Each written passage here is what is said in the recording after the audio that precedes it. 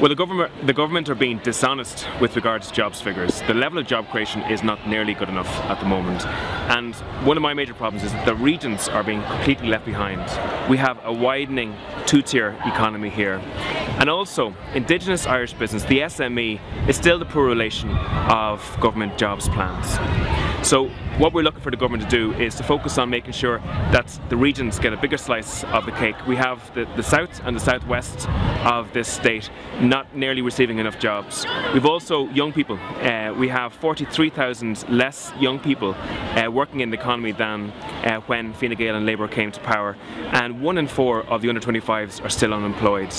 We're calling on the government to make sure that the procurement process in this state is actually orientated. There's billions of euros that's in the gift of the government. It needs to be orientated and developed so that SMEs can access it. And we also have a major problem in this state that e-commerce is becoming more popular, and we have what's gone from a trickle leaking outside the state through e-commerce now into a torrent of billions of euros leaking outside the economy. And what we need the government to do is make sure that the Irish retailer is e-commerce ready and that it can actually focus on that. But the major issues for me in this is still the fact that large sections of the state outside of the M50 will feel that they haven't had any trickle-down effect with regards to job creation. And we still have many Irish entrepreneurs who are straddled by debt distress, receiving very little of any relief and finding it very hard to function.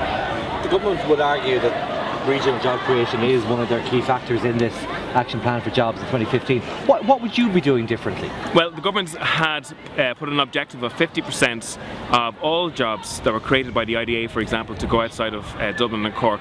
It's never nearly achieved that. I think roughly over the last few years it's achieved about 30 to 35%. What it needs to do is first of all bring IDA clients to the regions. Right now, right across the country, counties like Meath, my own county for example, only receives 2 visits from the IDA in total last year.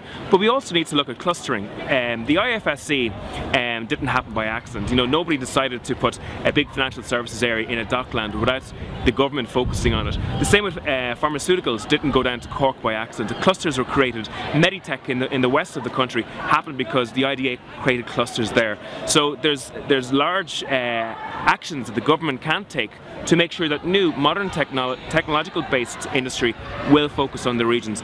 But you know, there's also problems with the level of grant funding that we give out, especially to Indigenous enterprise. Many people in the Indigenous economy will look jealously with regards to the aids that foreign direct investment get. We welcome foreign direct investment, make no doubt about that, but we don't see why Indigenous Irish businesses are simply not given the same supports and the same breaks so that they can actually create jobs in the Irish economy as well.